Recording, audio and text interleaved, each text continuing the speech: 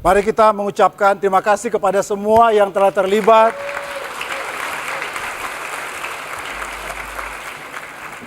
Acara Natal selalu luar biasa. Dan mereka mempersiapkan itu dengan luar biasa. Bahkan sampai jam 5 pagi, mereka masih ada yang mempersiapkan sehingga kita bisa menikmati acara Natal kita pada malam hari ini. Amin. Dan kita tahu bahwa ini adalah hari yang kalau orang Kristen sangat menantikan. Dan saya tahu bahwa betul-betul seperti kayak orang mau menutup akhir tahun dan mau merasakan satu sukacita, tetapi juga mau merayakan satu hari di mana kita memiliki namanya penyelamat datang menjadi manusia, Allah menjadi manusia, dan kita mau beribadah untuk memuliakannya. Mari saya ajak kita tunduk kepala dan kita berdoa sebelum kita mendengarkan firman Tuhan. Mari kita berdoa. Tuhan Bapa di surga, kami sangat bersyukur untuk kebaikan Engkau. Terima kasih Tuhan, kami bisa dijaga sepanjang waktu, bahkan dari sejak pandemik tahun 2020 bermula. Sekarang kami akan melewati tahun 2022, praktis sudah 2-3 tahun lebih, dan kami akan memasuki satu era yang baru, di mana ada lagi resesi, krisis yang berikut Tuhan.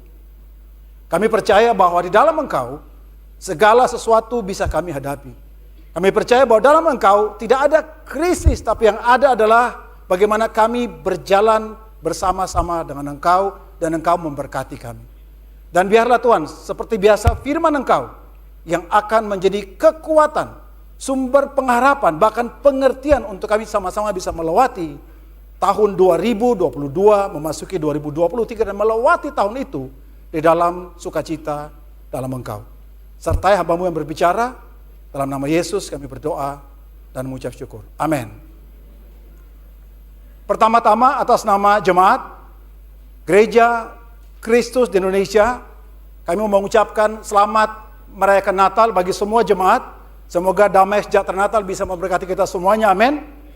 Dan atas nama keluarga, kami juga ingin mengucapkan selamat Natal.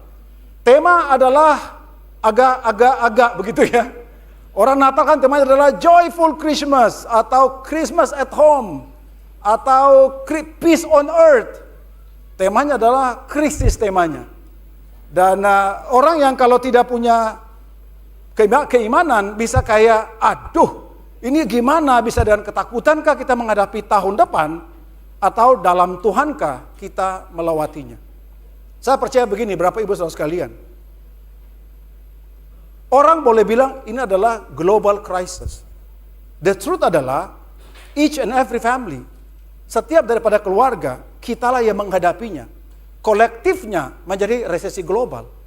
Kita boleh sebut global recession, but the truth adalah setiap dari kita hari ini menghadapinya, yang menentukan bahwa itu resesi atau bukan resesi.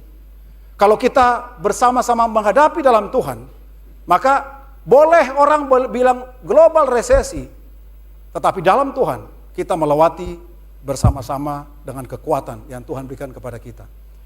Karena itu kemudian saya mau mengajak kita kembali kepada 2000 tahun lalu, karena temanya tema Natal. Saya mau kita mempelajari bagaimana krisis di dalam keluarga Kristus, crisis in Jesus family, dan bagaimana mereka itu merespon, dan bagaimana mereka bisa belajar daripada apa yang mereka alami. Saya hanya mempergunakan cerita daripada Natal, plus juga mempergunakan beberapa surat-surat yang merupakan keluarga daripada Kristus. Saya mempersiapkan pelajaran ini selama 1 bulan, percaya atau tidak. Betul-betul kan ini hari yang spesial. Saya ingin supaya betul-betul kita pulang itu kita dapat kekuatan, dan pada akhirnya Tuhanlah yang dipermuliakan. Amin. Mari kita buka krisis yang pertama. Dalam Matius pasal yang pertama ayat 18, dikatakan begini, kelahiran Yesus Kristus adalah seperti berikut. Pada waktu Maria ibunya bertunangan dengan Yusuf, ternyata ia mengandung dari Roh Kudus. Nah, pertanyaan saya sederhana begini. Misal contoh, Bapak Ibu punya yang single, atau punya anak, atau punya istri mau menikah, belum ada hubungan apa-apa, tiba-tiba datang bilang, aku hamil. What do you feel? Waktu dengar pasangan sudah hamil tetapi tidak seperti yang seharusnya. Tetapi ini yang terjadi ketika sejak awal Yesus membentuk keluarganya. Dia dipenuhi dengan krisis, dengan problem. Terus ditanya, wah laki-laki siapa? Roh Kudus yang melakukannya. Roh Kudus maksudnya? Ngerti maksudnya ya? What do you mean by Holy Spirit? Maksudnya apa? Dan kalau orang berlogika secara sains, what do you mean? Maksudmu apa? Dan itu bisa menjadi hal-hal yang berpengaruh di dalam bahkan pernikahan daripada Yusuf selanjutnya. Sebelum mereka hidup sebagai suami dan istri. Krisis yang kedua, ketika mereka tiba di situ, tibalah waktunya bagi Maria untuk melahirkan di kota Bethlehem. Dan ia melahirkan seorang anak laki-laki yang sulung, dibungkusnya dengan lampin dan dibaringkannya dalam palungan karena tidak ada tempat bagi mereka di rumah penginapan. Coba kamu pikir baik-baik, kalau kamu jadi Yusuf, Bapak Ibu jadi Yusuf, sudah dibilang oleh malaikat itu dari Tuhan. Berarti kan ini anak yang spesial kan? Apa pengharapannya? Ya kalau boleh Tuhan jalannya diperlancar dong. Dibuat supaya hubungan, supaya segala sesuatu berjalan dengan baik. Ini tidak. Mereka dari kota di mana mereka tinggal, mereka pindah ke Bethlehem atas perintah daripada kaisar. Dan sampai di sana mau melahirkan, tidak ada tempat untuk melahirkan. Dan mereka memilih satu tempat yang mereka sebut namanya palungan, ada goa yang biasanya orang para gembala berteduh kalau mereka menggembalakan domba daerah padang di daerah Bethlehem. Tetapi apapun itu, kalau kita berada pada posisi sebagai Yusuf, this is a very special child. Betul atau tidak? Dan sejak semula bahkan dari proses dia membentuk keluarganya, problem datang demi satu demi satu. Yang ketiga krisisnya. Setelah orang-orang Majus itu berangkat, nampaklah malaikat Tuhan berkata kepada Yusuf dalam mimpi dan berkata, bangunlah, ambillah anak itu serta ibunya, larilah ke Mesir dan tinggallah di sana sampai aku berfirman kepadamu, karena Herodes akan mencari anak itu untuk membunuh dia. Emang kurang kerjaan? Setelah istri hamil kemudian pindah ke Bethlehem, sekarang anak itu mau dibunuh oleh Herodes dan Tuhan perintahkan Yusuf untuk pindah ke Mesir. Apa kurang dikasih lancar jalannya? Pernah kita berpikir begitu, Tuhan, saya sudah ikutin jalanmu Tuhan. Saya sudah give the best for you Tuhan. Kalau boleh dong jalannya dikasih lancar dong Tuhan. Seperti jalan tol. Tapi jangan Simatupang macet tiap hari siang malam. Dulu Simatupang adalah sorga. Sekarang ampun dah. Setiap hari, pagi, siang, sore, malam pasti macet. Oke, mungkin itu krisis yang Tuhan kasih kepada kita daerah sana yang tinggalnya. Tetapi berharap bahwa ini anak sudah begitu spesial, harusnya jalannya diperlancar. Ini tidak. Dia harus mengungsi ke daerah Mesir. Yang berikut,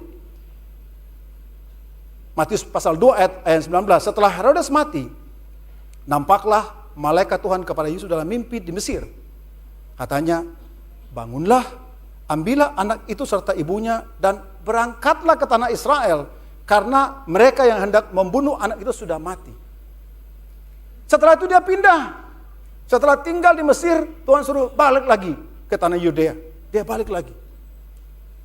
Nah, kalau kamu jadi tukang kayu, gimana berbisnis jadi tukang kayu? Kan pindah-pindah itu. Gimana how you manage your family? Bagaimana cara kamu mengatur keluargamu sementara harus terus pindah-pindah dan pindah-pindah? Dan ini kan anak yang spesial. Emang Tuhan kalau ini spesial, kenapa tidak dibuat jalannya yang lancar-lancar aja? Setelah jadi murid kok susah hidup ini, betul pernah merasa begitu? Kok jadi murid, jadi benar hidupnya, kok jadi jalannya kok jadi susah banget? Mungkin itu perasaannya. Tapi ini adalah krisis dalam keluarga daripada Yusuf, keluarga Yesus. Yang terakhir, Matius 2, ayat 22. Tetapi setelah didengarnya bahwa Arkelaus menjadi raja di Yudea menggantikan Herodes, ayahnya, ia takut ke sana karena dinasihati dalam mimpi, pergilah Yusuf ke daerah Galilea. Dia tidak balik ke Bethlehem, mungkin dia sudah punya rumah di Bethlehem. Tetapi malaikat suruh dia pindah kemana? Ke tanah di Galilea.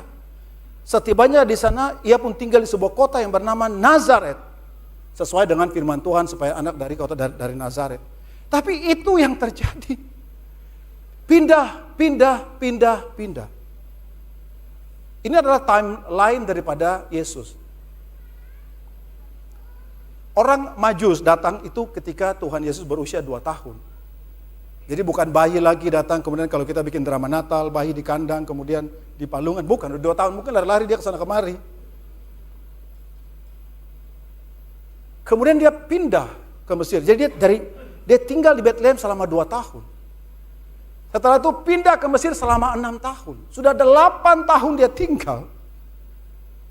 Disuruh balik lagi. Kalau kita jadi Yusuf, what will you respond to God? Menarik. Kalau kita perhatikan, inilah cara Yusuf menghadapi krisis dalam kehidupan dia. This is how Joseph facing crisis in his life. Coba kita perhatikan. Yang pertama, waktu dia dikasih tahu Maria hamil. Karena Yusuf suaminya seorang yang tulus hatinya dan tidak mau mencembarkan nama istrinya di muka umum, ia bermaksud menceraikannya dengan diam-diam. Dia tidak mau mempermalukan istrinya. Dan kamu tahu kalau dalam budaya Yahudi kalau bertunangan sama dengan menikah. Hari ini kalau orang buat salah kepada kita bisa seperti trompet yang sounding sampai everybody jadi tahu semua masalahnya. Kalau kita tidak diperlakukan dengan hormat, kita mau everybody know tentang kelakuan dari yang tidak bagus daripada orang itu. Tapi ini karakter Yusuf, ketika dia tahu istrinya hamil, dia bermaksud diam-diam menceraikan supaya jangan istrinya itu dipermalukan. That's how dia love and care. Bagi dia bukan soal it is my. Bukan karena saya diperlakukan tidak adil. Bukan karena saya yang seharusnya mendapatkan perlakuan dengan benar. Tapi bagi dia adalah what is the best bagi orang itu. Dia mau silently supaya tidak mempermalukan orang itu. Lanjut. Yang kedua, ketika tidak ada tempat, dia cari solusi. Dia menemukan palungan. Walaupun itu gua cari solusi. Ada orang tidak ada solusi. Tuhan, mana solusinya? Yusuf cari solusi. Oke, dia do something bagi keluarganya. Dia tidak diam, kemudian komplain kepada Tuhan. Kenapa? Ini anak kasih ke saya, bikin repot aja hidup saya. Udah gua bawa sampai ke Bethlehem. Gak ada penginapan lagi. Tuhan, mengapa kamu begitu? Dan kita dengan tidak sopannya bisa berkata kepada Tuhan begitu. Mengapa Tuhan? Lu kenapa sih lu Tuhan? Kayak Tuhan orang Jakarta aja. Tapi dia tidak. Perhatikan, dia cari solusi. Pasal yang kedua ayat 14 dari Matius. Maka Yusuf pun bangunlah, diambilnya anak itu serta ibunya malam itu juga. Lalu menyingkir mereka ke Mesir. On the spot, langsung dia jalan. Dia enggak mempertanyakan sampai tinggal di Mesir sampai aku mengatakan berapa lama di sana. Dia enggak tanya, Tuhan berapa lama Tuhan? Enggak, dia pagi-pagi bangun. Hari itu juga dia bawa istrinya pindah ke Mesir. Tidak ngomong sesuatu. Lanjut, pasal kedua ayat 21. Waktu disuruh kembali ke tanah Israel. Lalu Yusuf pun bangunlah, diambilnya anak itu serta ibunya dan pergi ke tanah Israel. Dia bangun dan dia melakukannya. That is how he handle crisis. Dia surrender. Dia gak komplain, dia gak mempertanyakan Tuhan. Why Tuhan? Mengapa perusahaan saya begini atau mengapa saya kehilangan pekerjaan? Mengapa Tuhan? Tuhan bukan pion pemain catur yang maju-maju begitu, bukan. That is how he see his God. Dia surrender. What is God's plan in my life?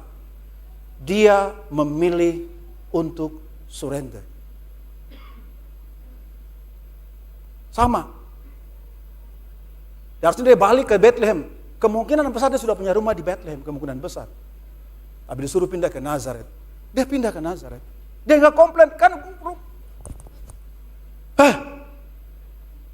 Enggak.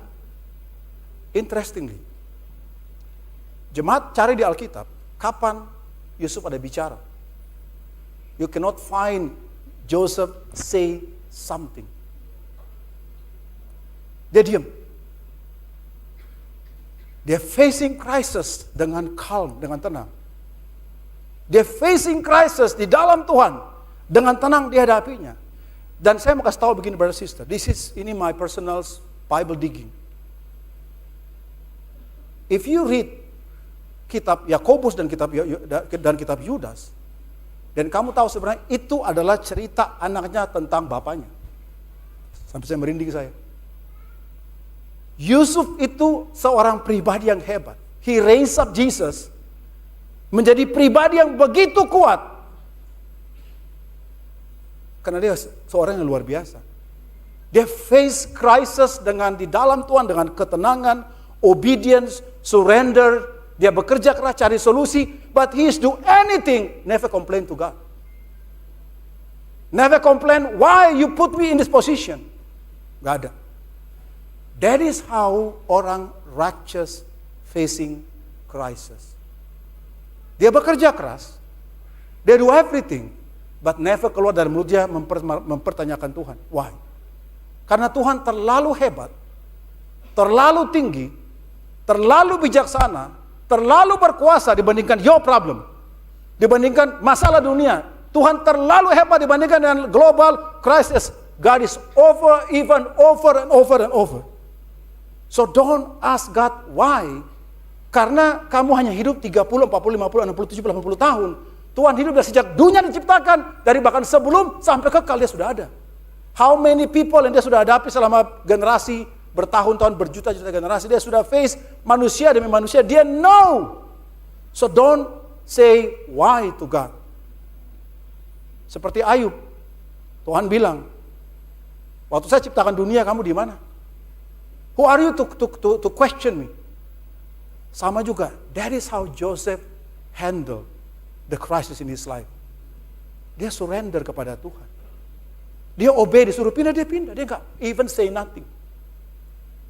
Because that is how dia see God. Ada satu quote yang saya ambil, dia bilang begini. The calm before the storm is when you prepare to meet it. Ketenangan sebelum badai, artinya kamu sudah mempersiapkan diri kamu menghadapinya. The calm after the storm, when you realize you beat it again. Ketenangan setelah badai, artinya kamu sadar kamu telah mengalahkan badai itu sekali lagi dan sekali lagi.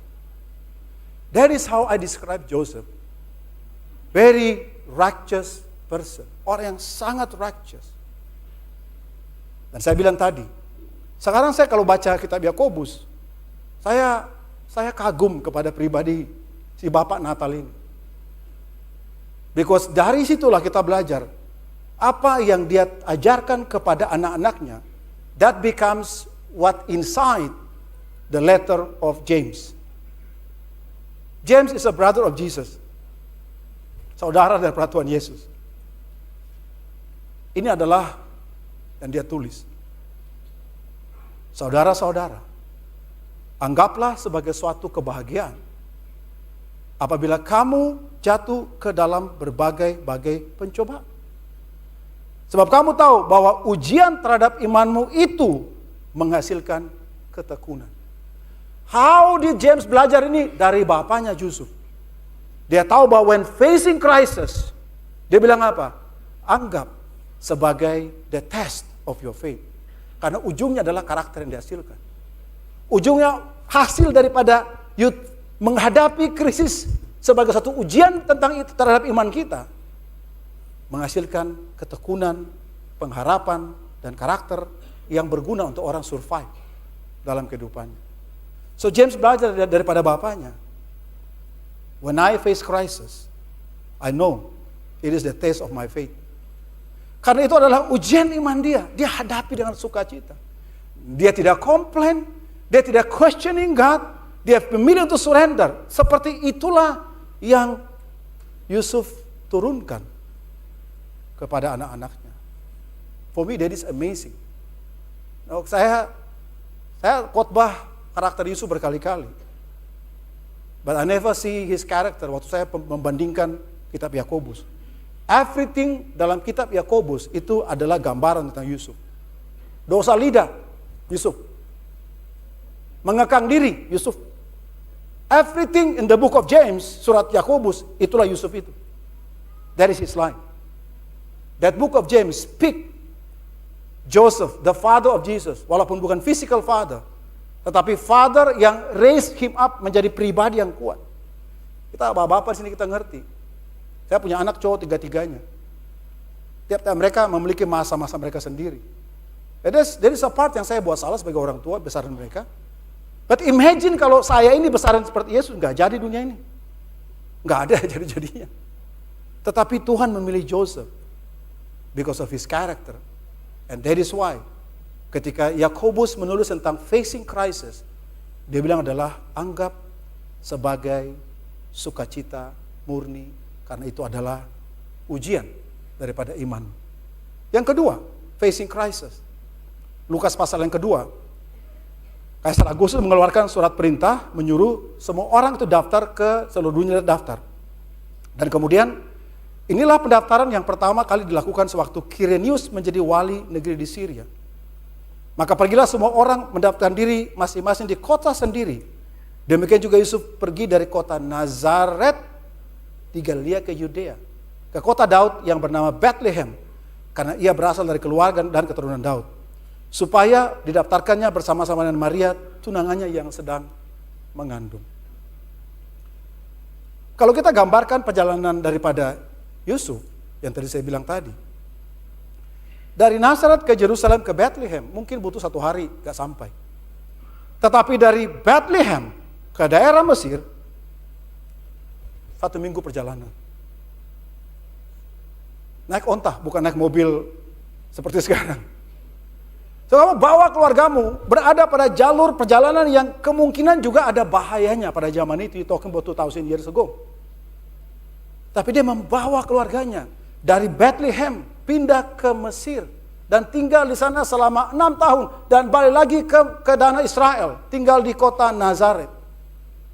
The question adalah, how dia memberi makan keluarganya? Saudara tukang kayu loh. Gimana Yusuf kasih makan keluarganya? 2 tahun, 6 tahun. Kalau kita, siapa sini yang kerja tukang, dia tahu kan, gak gampang cari klien kan. Kontraktor, gampang gak cari klien kan, gak kecuali punya nama. Tapi coba misalkan pindah-pindah kota, 2 tahun Jakarta, 2 tahun pindah-pindah. Emang gampang dapat klien? Hanya orang bisa dipercaya kan. So how did Joseph feed his family? Ini my best guess, sekali lagi my best guess. Pasal yang kedua dari Injil Matius. Maka masuklah mereka ke dalam rumah itu, melihat anak itu bersama Maria. Ibunya lalu sujud menyembah dia. Mereka membuka tempat hartanya dan mempersembahkan persembahan kepadanya, yaitu emas, kemenyan, dan mur.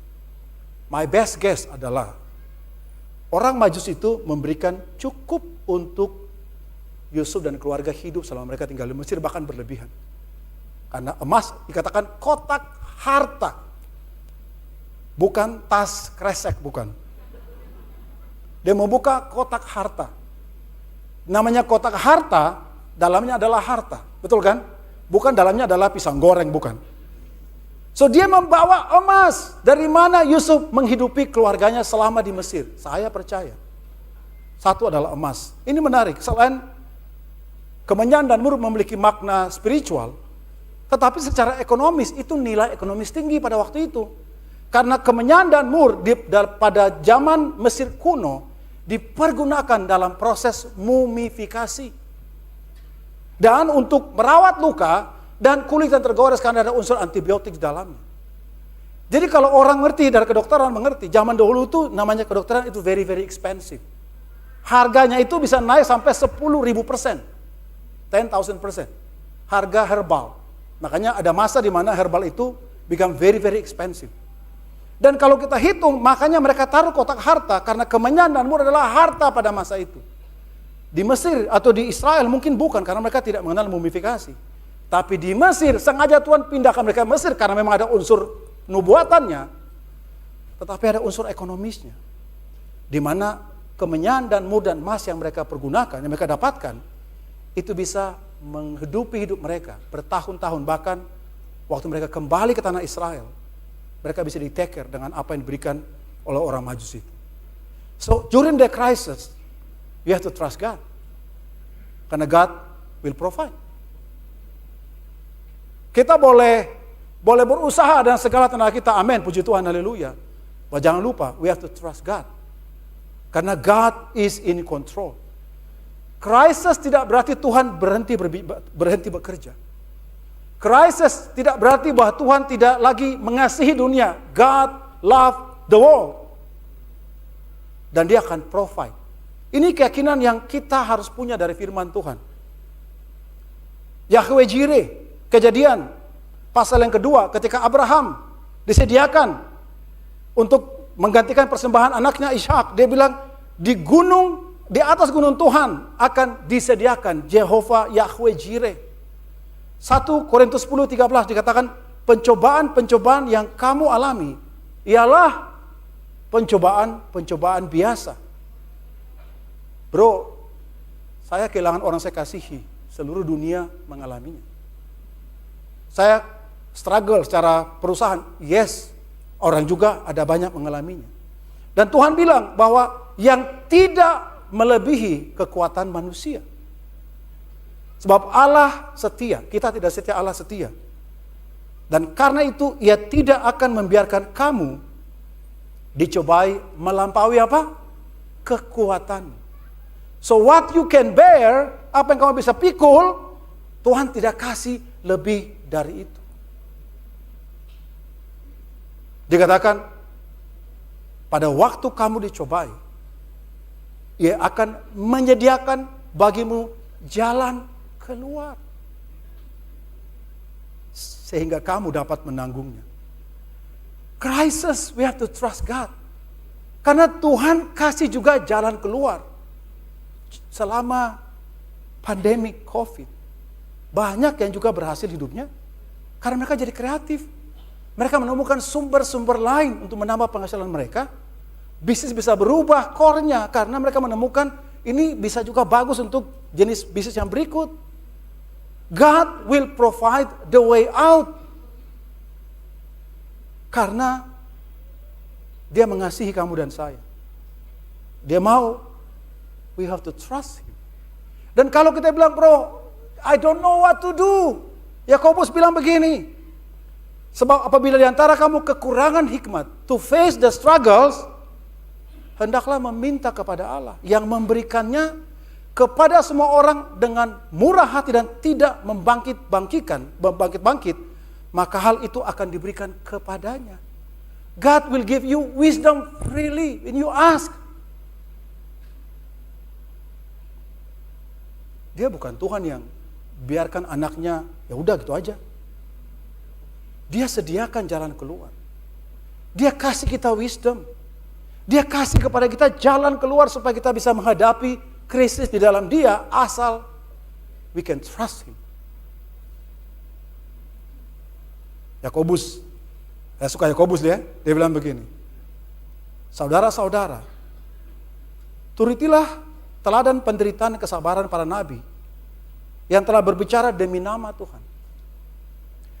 Sesungguhnya kami menyebut mereka berbahagia, yaitu mereka yang telah bertekun. Kamu telah mendengar tentang ketekunan Ayub, yang kamu telah tahu apa yang pada akhirnya disediakan Tuhan baginya, karena Tuhan Maha Penyayang dan penuh belas kasihan.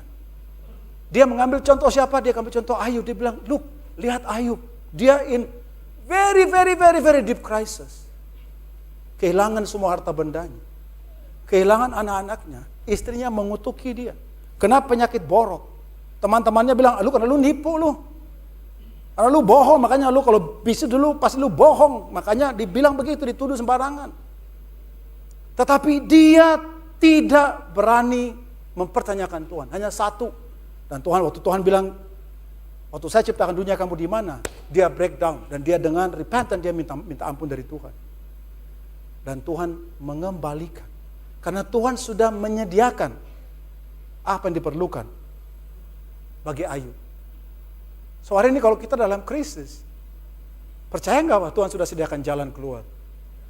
Percaya nggak bahwa Tuhan sudah sediakan wisdom yang bisa membantu kamu dan saya, setiap dari kita, kalau melewati yang sedang dalam krisis, melewatinya. Bahkan keyakinan dari Mazmur 37, kalau kita baca, dikatakan begini, Tuhan menetapkan langkah-langkah orang yang hidupnya berkenan kepadanya.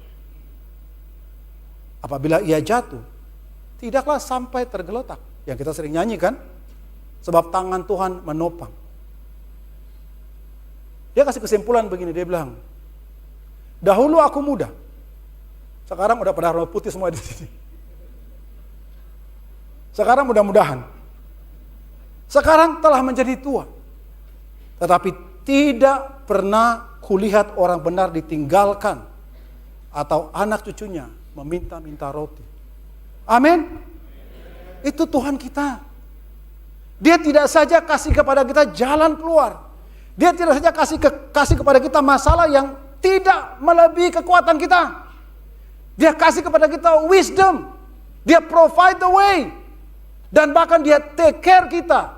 Dia bilang, tidak ada kamu yang akan mati kelaparan. Tidak ada anakmu yang minta makanan. I will take care you and your family. So when crisis, number 2, to trust God. Because God is in control. Jangan pernah kita question Tuhan. Jangan kita mempertanyakan Tuhan. We just trust Him. Karena Dia adalah Allah yang menyediakan semua yang kita butuhkan untuk kita bisa lewati krisis itu dalam kehidupan kita. Yang ketiga, Yakobus juga kita belajar. Ingat ya saya bilang, Yakobus pasal yang kedua, sebab penghakiman yang tak berbelas kasihan akan berlaku atas orang yang tidak berbelas kasihan. Tetapi belas kasihan akan menang di dalam penghakiman. Apa gunanya saudara-saudaraku? Jika seorang mengatakan bahwa ia mempunyai iman, padahal ia tidak mempunyai pertobatan, dapatkah iman itu menyelamatkan dia?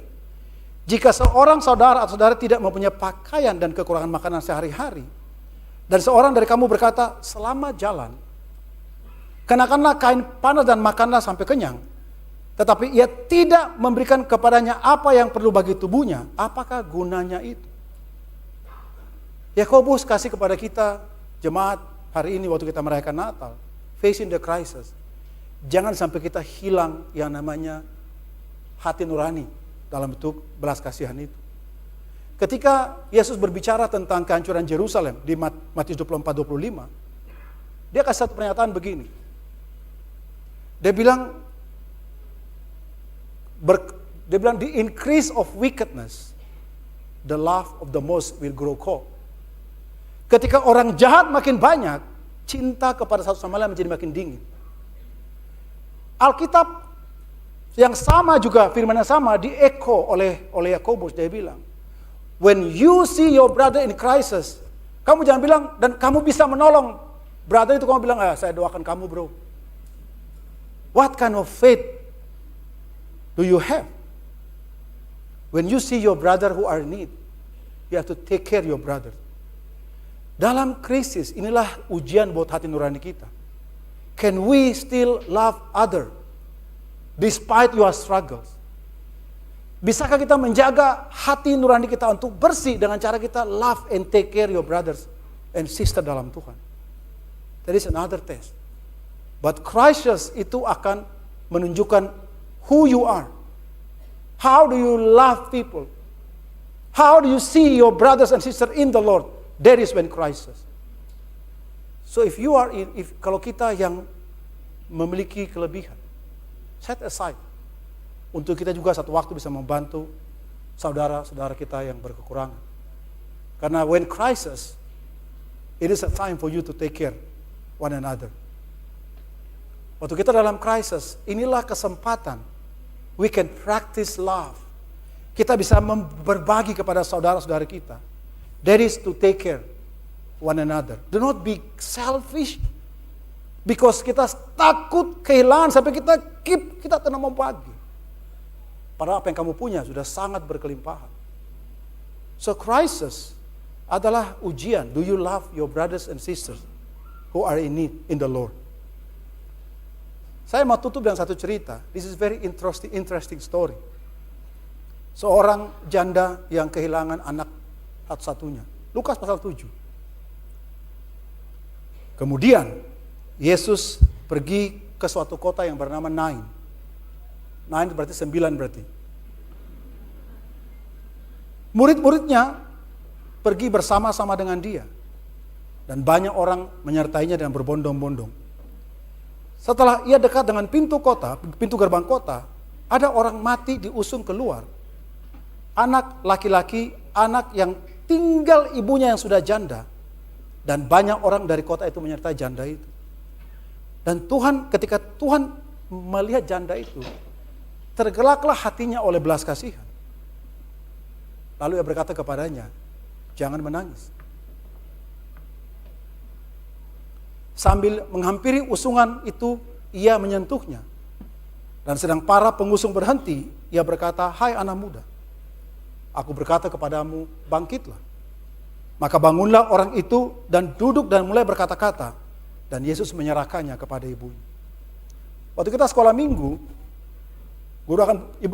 ibu sekolah minggu berkata, karena jandanya punya anak satu-satunya, jadi Tuhan sayang sama para janda, kemudian Tuhan membangkitkan anak itu. The truth adalah begini. Bukan karena masalah widownya. Alkitab kasih kita keterangan begini. Dan banyak orang dari kota itu menyertai janda itu. Kalau kamu orang Yahudi, dari mana kamu tahu orang itu sangat memberi, sangat memberikan donasi, membantu orang susah? Tunggu waktu dia meninggal.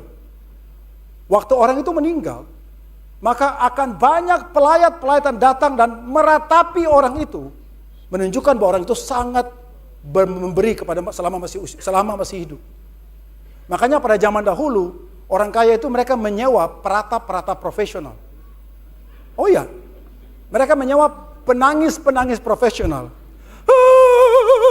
Terus dibayar oleh mereka. Karena semakin banyak suara ratapannya menunjukkan bahwa ini orang sangat memberi dalam sedekahnya, sangat luar biasa ini orang.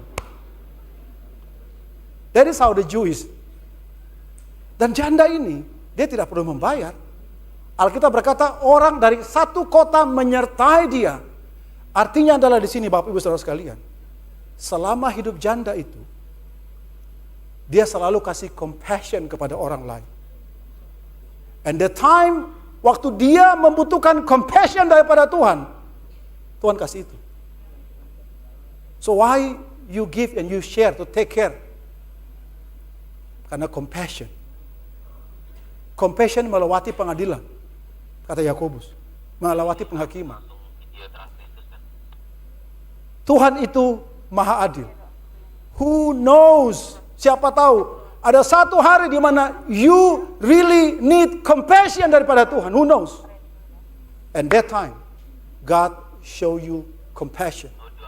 Because for the rest of your life, you taking care of banyak orang dalam hidup kamu. Jadi mengapa janda itu Tuhan bangkitkan anaknya? Bukan karena dia janda, tapi karena selama hidupnya dia berbagi, dia mengasihi orang yang susah. Dari soalnya waktu dia susah, Yesus menolong janda itu. The widow showed compassion to many people in her life. Jesus gave that compassion at a time where she was badly needed. Ketika dia membutuhkan belas kasihan yang paling penting di dalam hidupnya. Setelah seluruh hidup dia kasih dan compassion kepada orang lain, Tuhan memberikan kepadanya. Who never knows? Siapa tahu? When times God menolong kita. Dalam apapun yang kita kerjakan. Siapa tahu? Who knows? Tetapi selama kita mau mengasihi satu sama lain, there are times, ada masa di mana kita butuh pertolongan itu. Dan when you need that help, God will help you. So hari ini, brothers and sisters, Christ over crisis. Because Christ is bigger than crisis. Amen. Tapi gimana cara sebagai umat Tuhan? We face the crisis in our life supaya kita bisa bilang kepada dunia bahwa it is true, Christ is over the crisis.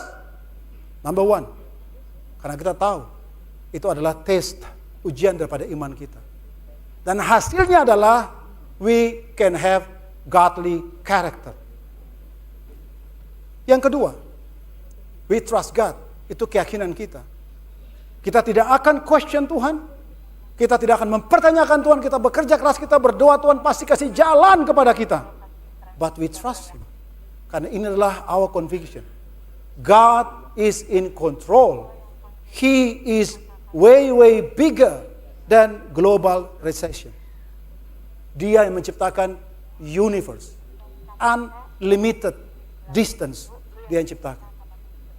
Dan jika begitu, we have to take care one another. Mengapa? Karena one day, when you are badly need that compassion, who knows, God will give you that compassion at the right time. Pada waktu yang tepat, kamu dan saya membutuhkan. So it's the test of faith. You have to trust God, and you have to take care one another. Semoga Tuhan yang dipermuliakan. Selamat Hari Natal bagi kita semua. Amin.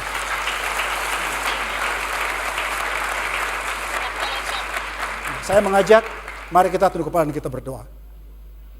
Tuhan Allah Bapa di surga, Engkau adalah Allah yang luar biasa. Kami memuji Engkau Tuhan. Kami bersyukur atas semua kebaikan Engkau. Karena kami tahu Tuhan bahwa Engkau telah membawa kami, menuntun kami, menjaga kami, memberkati kami sepanjang tahun-tahun dunia mengalami krisis. Dimulai daripada pandemik COVID, sampai kami akan melewatinya menjadi endemik. Tidak cukup itu Tuhan. Di tahun depan akan ada banyak hal yang terjadi. Tapi kami percaya kalau Engkau menyertai kami sepanjang 2 tahun dan bahkan tahun-tahun sebelumnya, Engkau juga akan menyertai kami di tahun-tahun selanjutnya. Tapi kami berdoa memohon pertolongan Engkau, supaya kami bisa kuat di dalam Engkau, menjadi pribadi yang kuat, dan melewati setiap tahun, apapun itu, krisis tidak krisis, kita lewati, karena kita memiliki Allah yang luar biasa. Allah yang lebih besar daripada segala sesuatu yang kami sembah, yang kami puji di dalam Kristus Yesus yang adalah Tuhan dan Juru Selamat kami. Haleluya. Amin.